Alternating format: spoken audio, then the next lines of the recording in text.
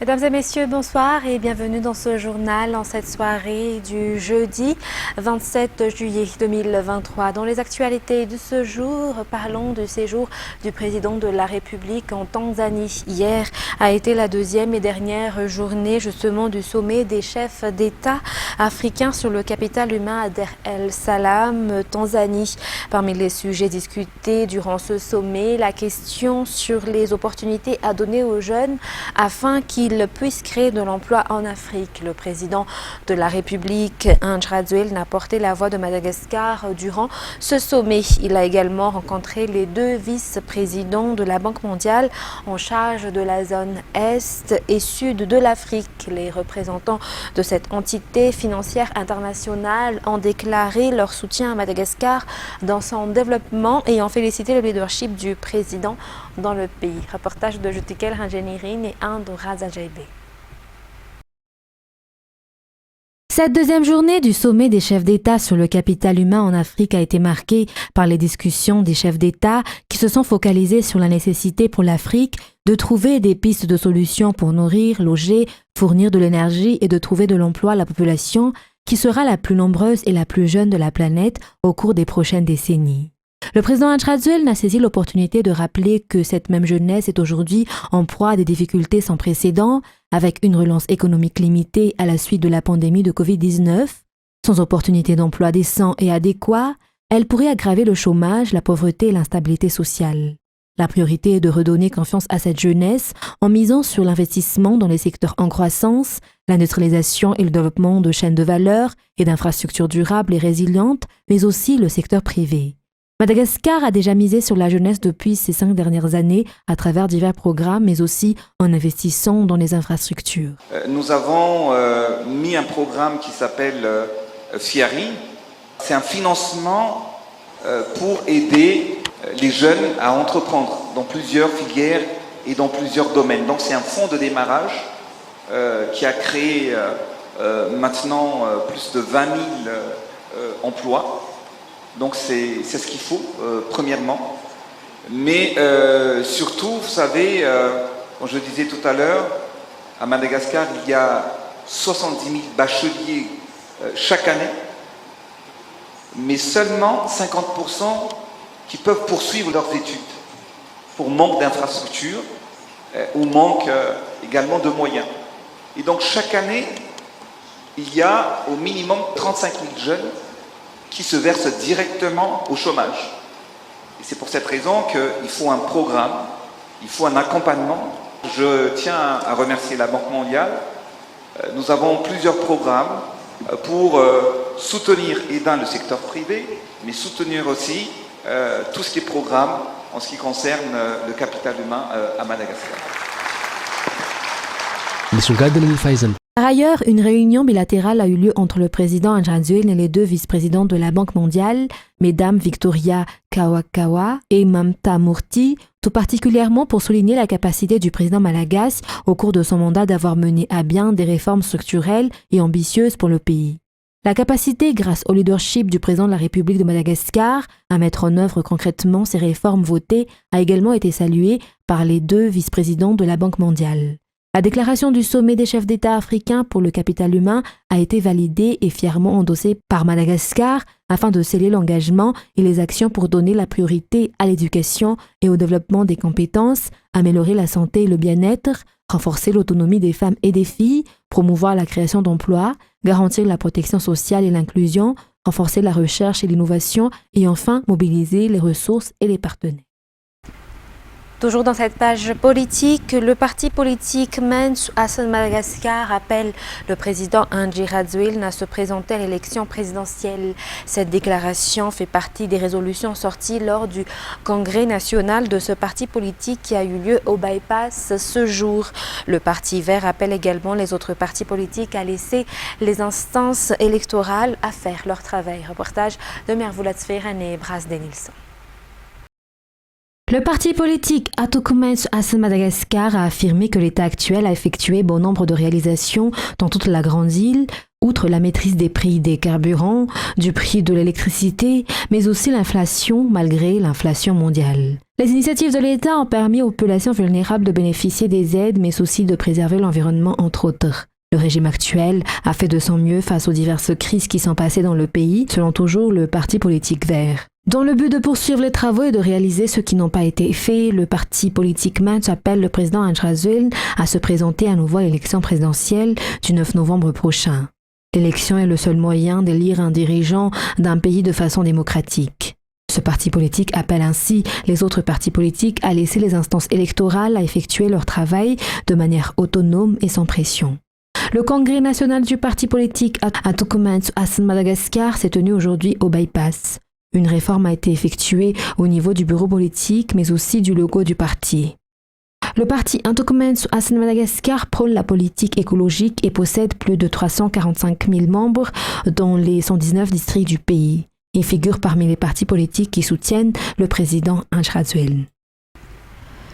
Et il n'y aura aucune démolition de maisons ou autre infrastructure dans la commune d'Ambalava au district d'Intimjan dans le cadre de la construction de la route vers Anjamasna. Une nouvelle route sera créée et a été mise à la connaissance des habitants hier. L'ancienne route qui passe sous le pont d'Ambatfoot est très étroite et bon nombre de transporteurs s'en plaignent depuis longtemps.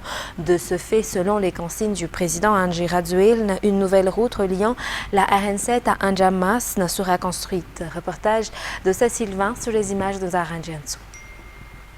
La route qui passe sous le pont d'Ambatfoot au niveau de la RN7 est la seule voie vers le district d'Anjamasna.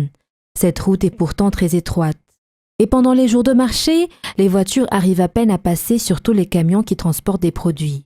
Et puisque la route vers le district d'Anjamasna sera complètement réhabilitée, la priorité sera alors de créer une nouvelle route. Le gouvernorat d'Analamang se chargera des travaux. Il n'y aura pas d'expropriation, aucun bien ne sera démoli lors de la construction de cette nouvelle route qui reliera la RN7 au district d'Anjamasna.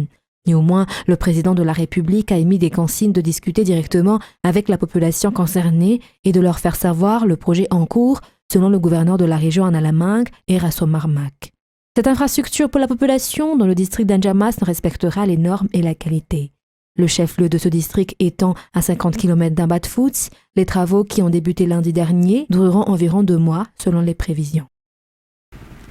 Toujours dans cette page sociale, les habitants de Full Point ont été informés de leurs droits à travers la caravane de droit.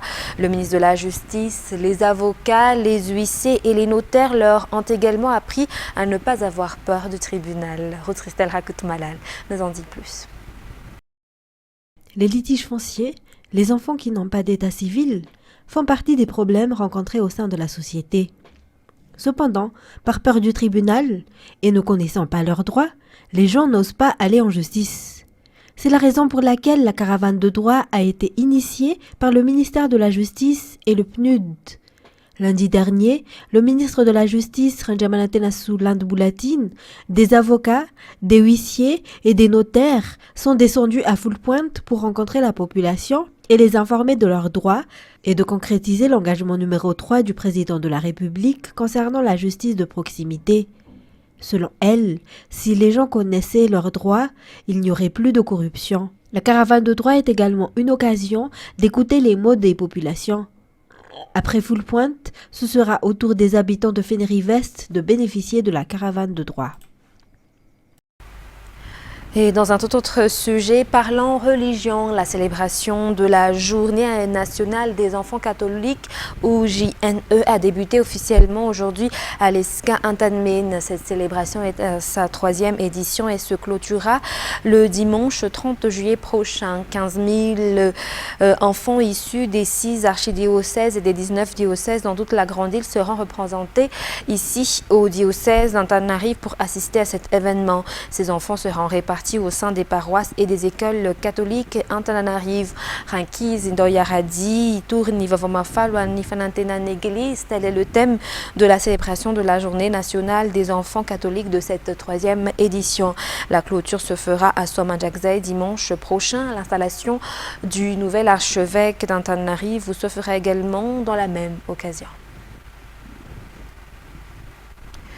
Dans l'actualité sportive de ce soir, 54 médailles d'or sont en jeu pour l'athlétisme durant les Jeux des Îles, 11e édition. Les athlètes malgaches tenteront d'acquérir au moins la moitié de ces médailles afin de préserver l'honneur du pays qui reçoit les Jeux des Îles aux yeux des autres pays participants. Les entraînements se passent bien et le regroupement suit les normes. Le ministre du Développement numérique, de la transformation digitale, de la poste et des télécommunications est aussi le coach de la discipline athlétisme et a apporté son aide pour le bon déroulement des préparatifs. Reportage de Sylvain Nzaranjensou. Dans la discipline athlétisme, Madagascar a gagné 17 médailles d'or, 14 en argent et 12 en bronze lors de la 10e édition des Jeux des Îles qui s'est déroulée à l'île Maurice en 2019. Pour cette 11e édition qui aura lieu chez nous dans moins d'un mois, les athlètes malagasy feront tout pour acquérir le plus de médailles d'or possible. À noter que 54 seront en jeu. Néanmoins, il faut s'entraîner dur pour atteindre cet objectif. À cet effet, de nombreux athlètes ont suivi des entraînements en Chine depuis le mois de février, tandis que d'autres ont participé à des tournois internationaux. Ils sont tous actuellement en regroupement au cours duquel les entraîneurs renforcent leurs compétences. Et le ministère du Développement numérique, de la transformation digitale, de la poste et des télécommunications, qui est aussi le ministère coach de cette discipline, a apporté son aide à ses athlètes. Selon les précisions, les compétitions lors de cette 11e édition des Jeux pour la discipline athlétisme se feront au stade Baréa Mamassn et au stade d'Alarbi. Passons à présent aux actualités internationales. Au Niger, des militaires ont annoncé avoir destitué le président nigérien Mohamed Bazoum peu avant minuit, mercredi 26 juillet au soir. Cela fait suite à une journée confuse à Niamey. France 24 nous en dit plus. Juste avant minuit, des militaires prennent la parole sur la télévision nationale nigérienne. Ce jour, 26 juillet 2023, nous, forces de défense et de sécurité, réunis au sein du Conseil national pour la sauvegarde de la patrie, CNSP, avons décidé de mettre fin au régime que vous connaissez. Ces putschistes affirment avoir renversé le président Mohamed Bazoum. Le CNSP annonce la fermeture des frontières du Niger et l'instauration, jusqu'à nouvel ordre, d'un couvre-feu national de 22h à 5h, heure locale. Mercredi, le Niger a basculé dans l'incertitude. Par centaines, des manifestants sont descendus dans les rues de la capitale Niamey pour apporter leur soutien à Mohamed Bazoum. Certains d'entre eux ont été dispersés par des tirs de sommation en tentant de s'approcher du palais présidentiel. Derrière ces coups de feu, des membres de la garde présidentielle qui retiennent le chef de l'État dans le bâtiment, beaucoup partagent leur incompréhension. Il n'y a personne qui est au courant de ce qui se passe. On se lève un bon matin, on dit il y a quelqu'un qui s'est décidé à aller prendre le président en otage et à essayer de lui faire signer quelque chose pour qu'il démissionne. C'est impossible. Et là, tout le peuple est sorti pour montrer son mécontentement. Dans les rangs de la CEDEAO, on dénonce une tentative de putsch. L'organisation africaine a proposé sa médiation. Dans l'Union européenne, comme à l'ONU et aux États-Unis, les condamnations sont unanimes. Je me suis entretenu avec le président Bazoum et je lui ai dit clairement que les États-Unis le soutenaient en tant que président démocratiquement élu du Niger. Nous demandons sa libération immédiate. Nous condamnons toute tentative de prise de pouvoir par la force. Le Niger, partenaire privilégié de la France au Sahel, a une histoire jalonnée de coups d'État. Les deux derniers putschs avortés datent de 2021 et 2022.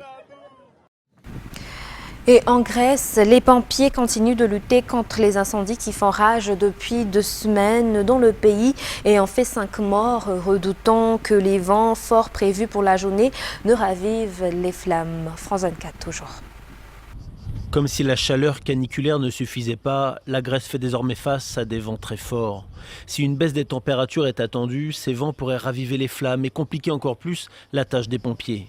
Ils sont des centaines à travailler sans relâche depuis des jours pour tenter de limiter les dégâts, mais tout n'a pas pu être sauvé. C'est mon restaurant, il est complètement brûlé, mais ce n'est pas la faute de la météo, c'est une erreur humaine des autorités locales, de la municipalité et du gouverneur. Le maire et le gouverneur nous ont laissé brûler ici.